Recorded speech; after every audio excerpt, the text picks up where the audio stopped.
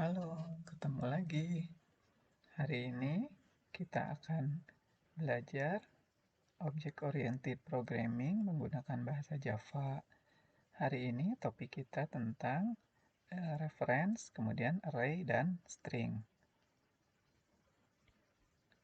Nah, jadi ini topik bahasan kita. Di awal ada sedikit tentang reference, kemudian kita akan fokus belajar tentang array dan string di dalam bahasa Java. Nah, langsung kita mulai aja ya. Nah, reference. Nah, seperti kita sudah pelajari di pertemuan sebelumnya, kita mengetahui bahwa ada 8 tipe data primitif di Java ya, yaitu boolean, kemudian karakter, byte, kemudian short integer, integer, long integer, float, dan double. Nah, semua tipe data primitif selain data primitif adalah objek gitu ya. Jadi di luar yang 8 ini adalah objek termasuk yang kita pelajari hari ini, yaitu array dan string ya. Nah, selain array dan string tentunya adalah objek-objek itu sendiri. Nah, kemudian jadi kalau kita membuat sebuah variabel menunjuk kepada objek, maka variabel itu disebut sebagai reference variables. Nah, kenapa disebut reference variable? Karena reference itu seperti mereferensi gitu ya, jadi menunjuk. Nah, jadi di sini kalau variabel primitif itu adalah sebuah tempat, langsung di dalam tempat tersebut ada nilainya gitu. Tapi kalau reference variable itu yang ada di dalam variabel tersebut adalah sebuah alamat gitu. Jadi alamat memori yang ditunjuk gitu. Jadi variabel itu akan berisi alamat memori menunjuk ke satu posisi. Nah, di alamat memori itu barulah terdapat datanya gitu. Jadi berbeda dengan di tipe data primitif yang datanya ada langsung di dalam variabel tersebut ya. Nah, makanya ini disebut sebagai reference ya, karena dia menunjuk ke tempat lain di mana datanya berada. Nah, makanya dikasih nama reference. Nah, kemudian di Java, kalau kita mempunyai metode misalnya kan, nah kita kan bisa mengirimkan data kepada metode, yaitu dalam bentuk parameter atau argumen istilahnya ya. Nah, untuk semua tipe data di Java itu, tipe data primitif, dia dikirim by value. Jadi artinya seperti nilainya di copy, kemudian kopiannya itu yang dikirimkan gitu ya. Itu secara by value, jadi nilainya yang dikirim. Nah, tetapi kalau untuk tipe data objek digunakan pengirimannya adalah by reference gitu. Jadi untuk array, string, dan objek, kalau kita mengirimkan array atau string atau objek di dalam sebuah parameter metode gitu ya, sebuah argumen atau parameter metode, maka dia akan dikirimkan adalah by reference. Artinya yang dikirimkan adalah alamatnya, bukan datanya sendiri gitu ya. Nah, ini punya konsekuensi. Karena yang dikirim alamatnya, berarti metode yang dipanggil itu akan langsung mengubah data di tempat di mana data aslinya berada gitu ya. Nah, jadi tidak seperti yang kalau di tipe data primitif tadi kopiannya gitu ya. Fotokopiannya yang dikirim gitu. Jadi ketika diutak-atik di dalam metode, kalau yang tipe data primitif, data aslinya nggak berubah gitu ya. Karena yang diubah adalah kopiannya. Tapi kalau reference, karena yang dikirimkan adalah alamatnya, maka metode itu akan langsung mengubah data aslinya seperti itu. Sehingga akan data aslinya tuh berubah gitu ya. Ketika oleh metode dilakukan perubahan. Oke, nah metode itu akan dapat menerima parameter berupa objek gitu ya. Juga dia akan dapat mereturn, mengembalikan objek ke pemanggilnya. Nah, jadi ini tentang reference. Selanjutnya kita akan lanjut ke tentang array ya.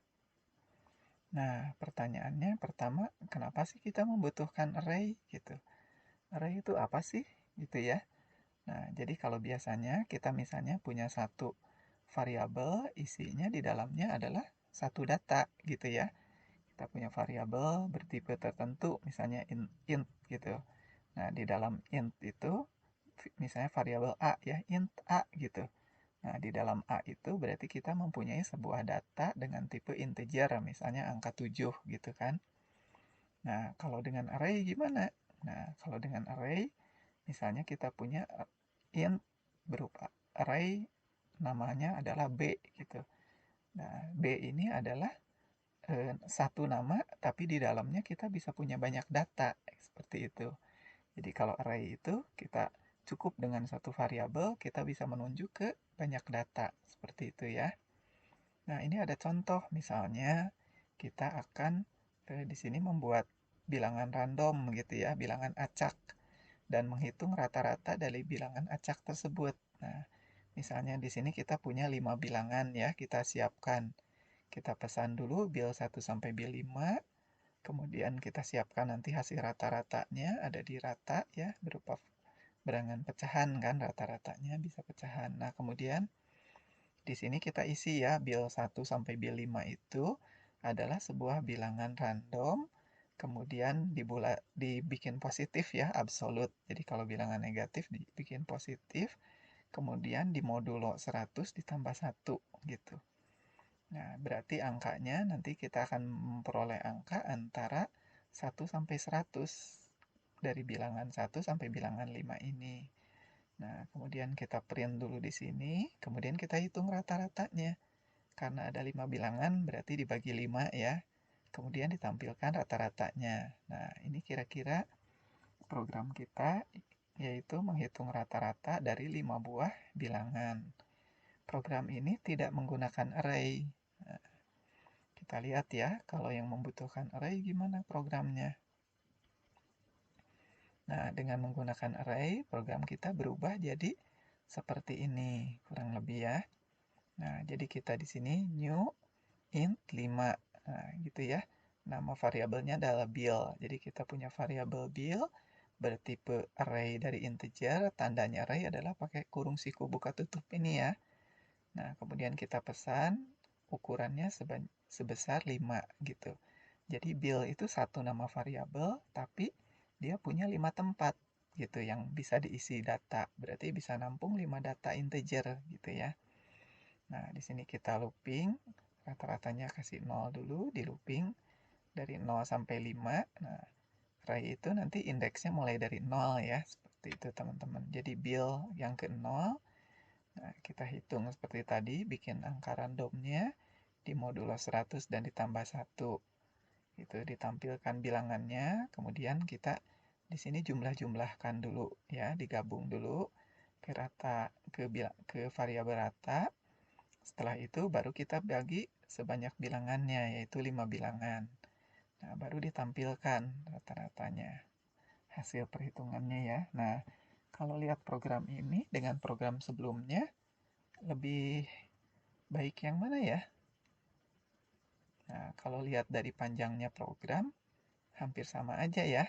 Kurang lebih hampir sama nih, segini mungkin berapa ya ini? Sekitar 15 baris mungkin gitu ya. Kurang lebih sama. Nah, tapi kita lihat keunggulan pakai array gimana ya? Nah, bagaimana misalnya jika terdapat 100 data? Nah, kita lihat ya. Kalau dengan 100 data, kita kembali ke program yang pertama tadi. Nah, kalau dengan cara ini, kalau teman-teman mau bikin rata-rata 100 data, berarti ini kita harus bikin sampai pesan bilangannya sampai bil 100 kan ya. Nah, jadi kita harus bikin 100 bilangan, bil 5 lanjut lagi bil 6, 7, 8 sampai 100. Udah itu di sini juga kita punya 100 baris berarti. Ini baru sampai bil 5 ya. Nah, teman-teman masih harus nambah lagi bil 6. Kode kanannya sih sama ya, bisa di copy paste gitu sampai ke bil 100. Nah, berarti kode kita ini baru ada 5, untuk jadi 100 harus nambah 95 baris di sini ya, gitu. Kemudian ke sini biasa dihitung rata-rata. Nah, ini jadi kalau di program pertama kurang lebih kita minimal nambah 95 baris untuk di sini ya. Ya, di sini dianggap kita masih bisa jejerkan aja ya, jadi panjang, ini juga panjang, ini panjang. Nah, tapi di sini ini mau nggak mau ya, Jadi kita bikin baris baru tambah 95 baris. Nah, kita lihat kalau di program yang kedua, oh ya ini juga tadi dibaginya berarti jadi bagi 100 ya. Nah, kita lihat sekarang kalau di program kedua ini, nah apa yang harus kita lakukan? Yang harus kita lakukan adalah 5 ini ubah jadi 100 kan. Nah, kemudian di sini juga ubah jadi 100. Kemudian di sini juga pembaginya ubah jadi 100. Nah, jadi ada 3 buah angka 5. Pertama di sini waktu kita bikin array, kemudian di sini jumlah loopingnya ya, counter loopingnya, kemudian pembagi untuk menghitung rata-rata. Kita harus ubah jadi 100. Nah, selain ini, ada lagi ya nggak yang harus kita ubah atau kita tambahkan? Coba dilihat. Ya, tidak ada ya. Dengan ini kita ubah jadi 100, otomatis ini sudah akan berputar 100 kali loopingnya gitu ya. Dan tulisan ini tetap aja satu kali, kita nggak perlu tambah-tambahkan lagi gitu. Cukup satu kali di sini, tapi diulang 100 kali. Nah, berarti kita akan sudah bisa melakukan hal yang sama, yaitu menghitung rata-rata dari 100 bilangan random dengan panjang kode yang tetap sama, tidak berubah. Kalau kode tadi yang pertama harus tambah 95 baris, yang di sini barisnya sama sekali nggak bertambah. Nah, jadi sudah terlihat ya teman-teman, kita kalau menggunakan array, kemudian kita kombinasikan dengan loop ya. Nah, program kita jadi meskipun 100 data, nggak perlu ditambah 1000 data, 1.000.000 data, nah jumlah barisnya tetap aja segitu ya. Nah, kalau program pertama nambahnya banyak sekali. Nah, jadi dengan menggunakan array, program kita akan menjadi lebih ringkas dan lebih mudah di-maintain seperti tadi. Ketika dari 5 ada perubahan ke 100, tinggal mengubah aja 3 buah angka 5 yang ada di situ ya menjadi 100. Maka udah deh selesai program kita. Jadi bisa menghitung rata-rata dari 100 bilangan. Maintainnya lebih mudah. Kalau program yang pertama tadi teman-teman masih copy paste ya 95 baris tuh. Oke, nah jadi udah kelihatan ya keuntungan kita menggunakan array dan semakin menguntungkan ketika kita kombinasikan dengan pengulangan ya. Nah, jadi array itu adalah kumpulan data. Jadi dengan satu nama kita bisa menyimpan banyak data, tapi tipenya harus sama ya. Tipe yang satu dengan yang lain. Oke. Nah, kita itu bisa membuat array itu untuk semua tipe data. Untuk 8 tipe data primitif kita bisa buat jadi array. Untuk kelas, objek, itu juga bisa kita buat array ya. Untuk string juga kita bisa buat array. Nah, kita lihat contoh di array ini. Ketika kita mau menggunakan array berarti ada 3 hal ya. Kita harus deklarasi, yaitu menjelaskan array itu tipenya apa gitu ya, seperti apa. Kemudian inisialisasi, instansiasi dulu, kita harus buat array-nya dibentuk, tempatnya disiapkan. Kemudian terakhir adalah inisialisasi, array-nya diisi ya datanya. Nah, contoh di sini kita punya deklarasi array. Ada beberapa cara seperti di sini ditunjukkan cara deklarasi array. Misalnya di baris yang pertama ini int, kurung siku buka tutup, kemudian di kanannya 1, 2, 3 misalnya. Jadi kita punya 3 variabel, 1, 2, dan 3, semuanya merupakan array yang bertipe integer gitu ya. Semuanya adalah array satu dimensi bertipe integer. Nah, kalau di baris contoh cara di baris kedua, kita di sini punya for array dari integer satu dimensi seperti ini. Jadi kurung sikunya tulis di sini boleh gitu ya. Nah, ini 5 kita punya kurung sikunya 2 kali di sini berarti array-nya 2 dimensi. 5 ini array 2 dimensi, masing-masing elemennya bertipe integer. Nah, kalau 6 ini array berapa dimensi? Nah, karena nggak ada kurung siku buka tutup, 6 ini bukan array ya. Gitu. Nah, MHS ini array satu dimensi juga dari tipe mahasiswa. Nah, kita lihat pembahasannya ya. Nah, itu ya dari contoh tadi. 1, 2, 3 itu array satu dimensi, 5 itu 2 dimensi, 6 itu bukan array tadi ya. Nah, tadi kan ada 2 cara ya Cara mana yang dianjurkan? Yang lebih dianjurkan adalah cara pertama, sehingga kita lebih mudah membacanya, tidak bercampur ya.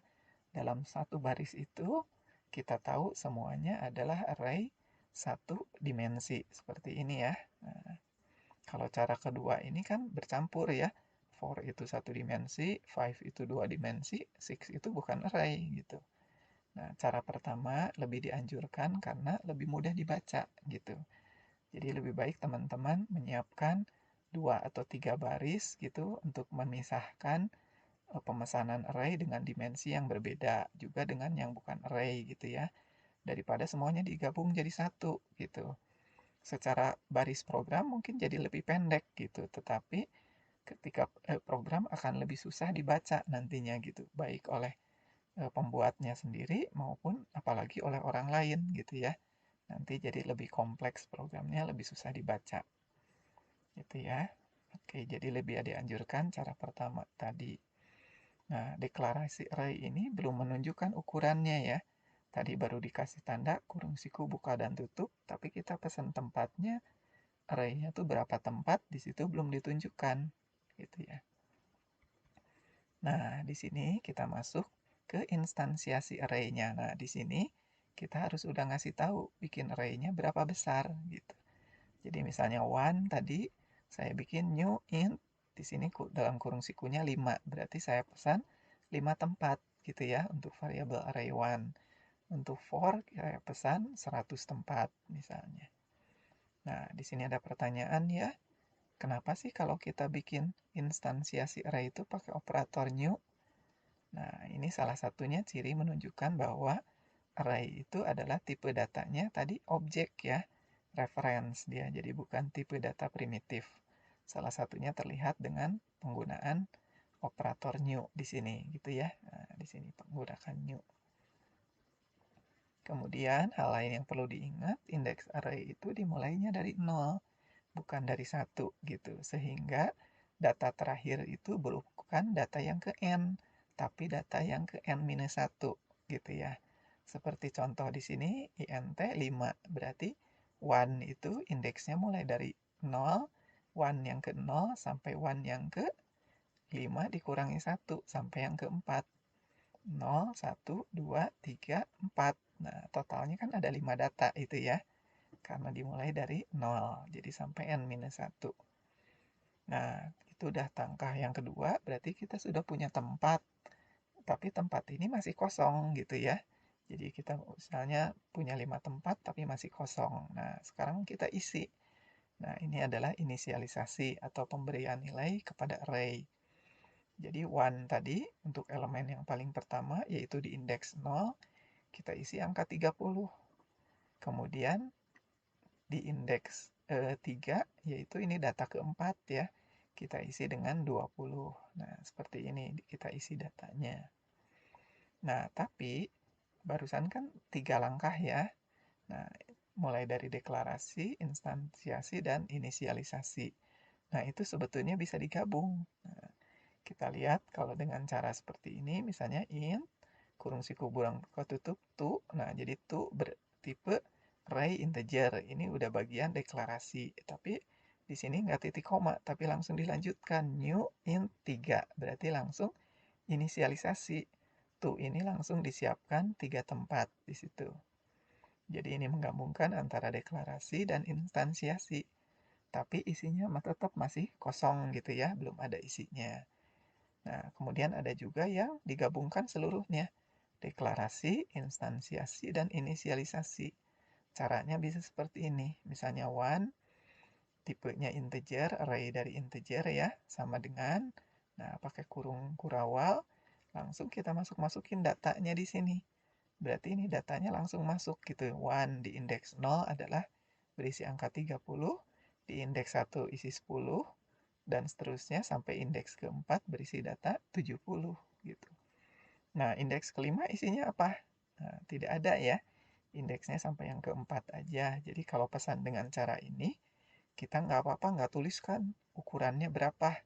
Dia akan buatkan sesuai dengan banyak data yang kita berikan di sini. Gitu ya. Nah, cuma cara yang ini kan emang paling pendek ya, enak langsung. Deklarasi, instansiasi, inisialisasi ini langsung. Nah, ini emang cuma bisa dilakukan di awal gitu ya. Jadi langsung deklarasi, instansiasi, inisialisasi digabung. Kalau misalnya kita sudah punya seperti ini tuh dengan cara gini ya, misalnya deklarasi, instansiasi digabung, nanti mengisi data ke dalam tuh-nya nggak bisa dengan cara seperti ini. Langsung pakai kurung kurawal gitu diisi datanya nggak bisa gitu. Jadi ini cuma berlaku kalau dilakukan langsung sekaligus di awal. Gitu ya, kalau udah dalam kita pesannya dengan cara seperti ini tuh, kemudian tuh sama dengan seperti ini kita isi. Nah itu nggak bisa ya. Di kode di bawahnya baru diisi dengan seperti ini. Nah itu nggak bisa. Oke, kita lanjut lagi tentang array kita. Nah, itu kan tadi tipenya integer ya, tipe data primitif. Bagaimana misalnya kalau saya punya sebuah kelas mahasiswa, saya mau bikin array objek dari kelas mahasiswa ya. Nah, untuk objek juga caranya sama. Misalnya di baris pertama ini berarti baru deklarasi ya. Saya punya sebuah objek dengan nama MHS. Jadi variabel objeknya bernama MHS. Dia berasal dari tipe mahasiswa, tapi bukan cuma satu data, tapi array gitu ya. Jadi MHS adalah array dari mahasiswa gitu. Nah, kemudian di baris kedua, di sini kita bikin eh, instansiasinya gitu ya. MHS ini sama dengan new mahasiswa 30. Nah, berarti di sini akan terbentuk tempatnya. Ada 30 tempat yang berarti bisa diisi 30 data mahasiswa ya, tapi isinya masih kosong di sini.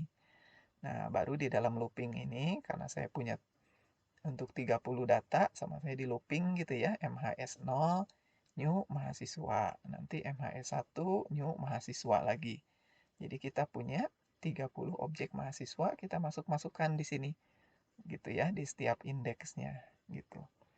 Nah, seperti ini. Jadi untuk tipe data kita yang objek atau kelas juga tipenya caranya kurang lebih sama dengan yang tipe data primitif gitu ya. Oke, jadi pembuatan objeknya dimasuk-masukinnya ini di langkah yang di baris 4 ya. Oke, kita lihat lagi tentang array ini.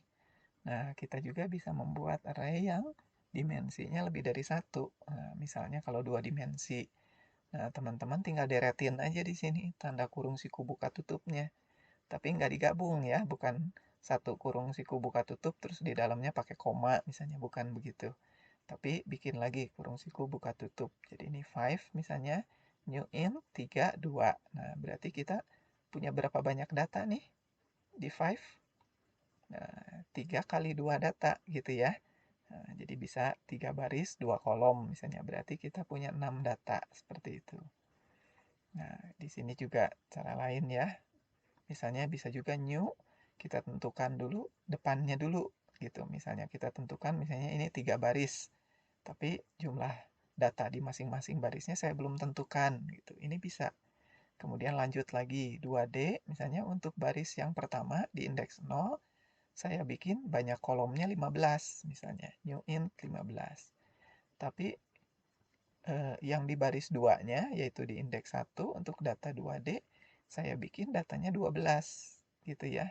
Kolomnya 12, kemudian ini kolomnya 20. Nah, ini kira-kira error nggak ya? Nah, teman-teman bisa dicoba ya bikin kode seperti ini. Ini error atau enggak? Nah, ini enggak error ya. Jadi kita bisa bikin array itu bentuknya tidak harus selalu segi 4 gitu ya, seperti yang ini.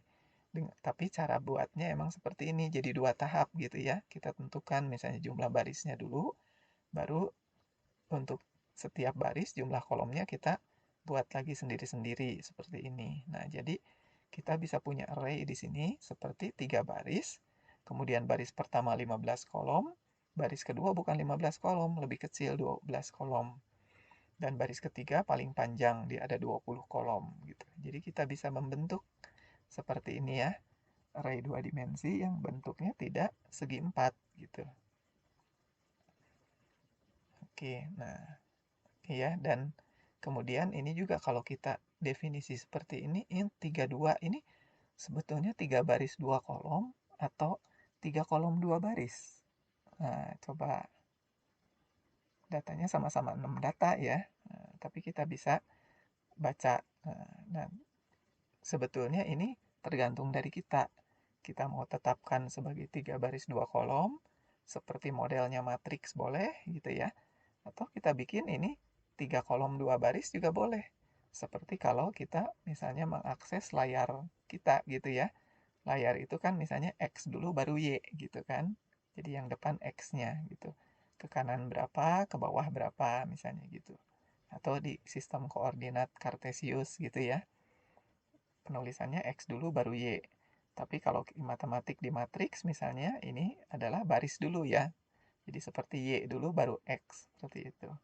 Nah, jadi ini sebenarnya bebas asal di kode kita tetap konsisten gitu ya. Nanti jangan tertukar-tukar.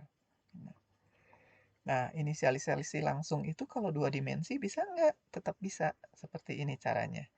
Jadi kita punya nama array-nya 2D, array 2 dimensi dari tipe datanya integer. Nah, tinggal kita buat aja.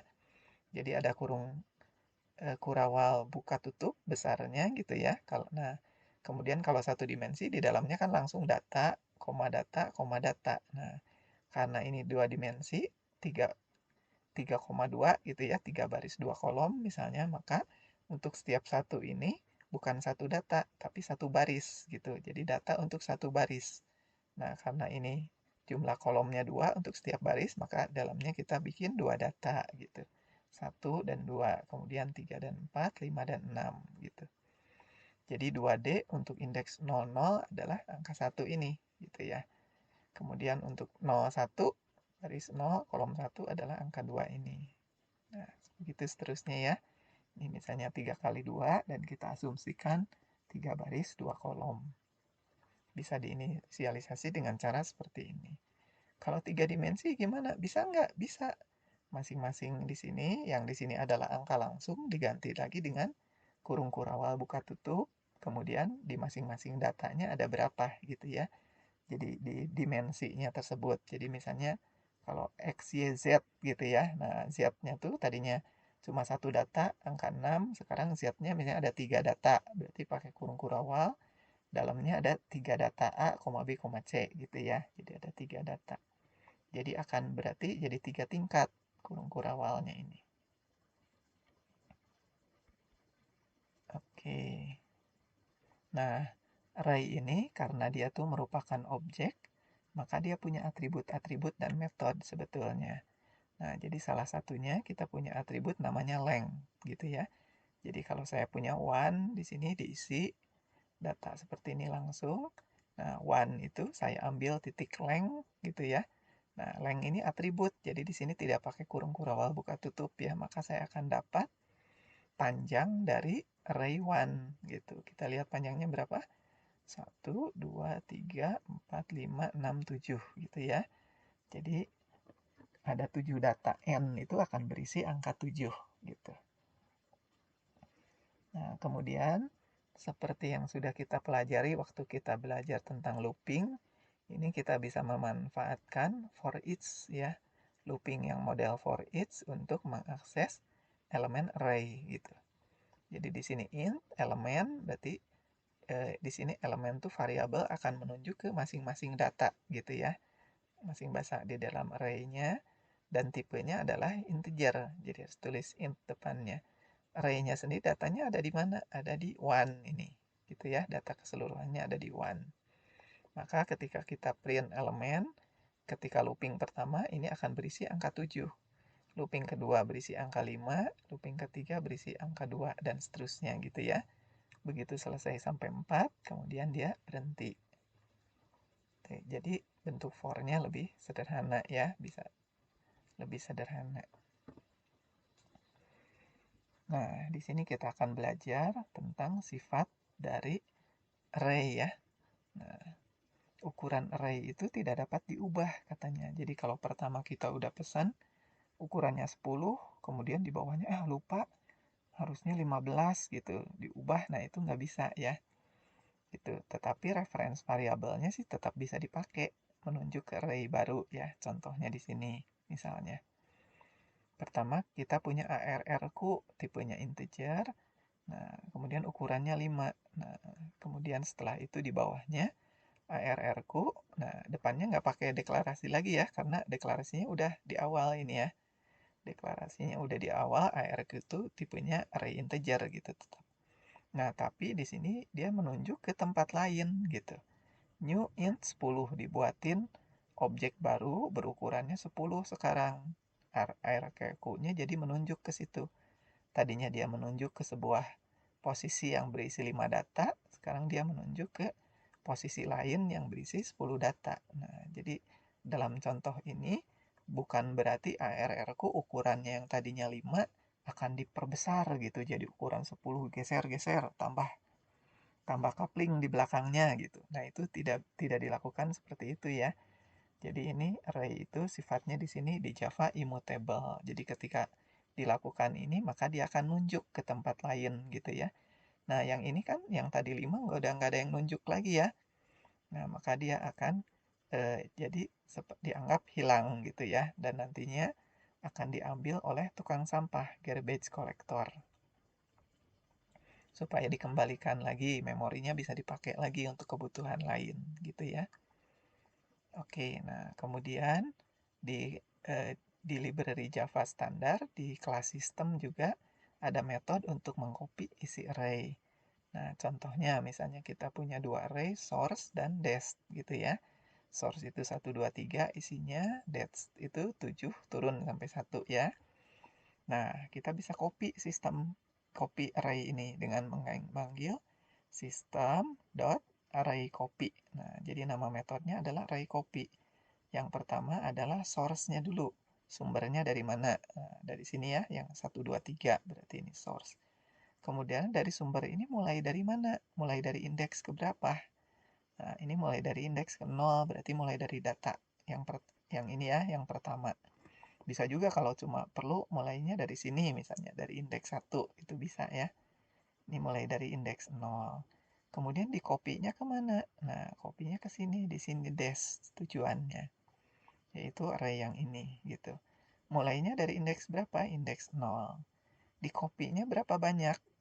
Source titik length. Panjangnya source adalah ini 3 data gitu ya. Nah, seperti itu. Jadi isi array dari yang source itu mulai dari indeks ke 0 akan di copy ke dash gitu ya. Ke dashnya di copy-nya posisinya kemana? Ke posisi indeks 0.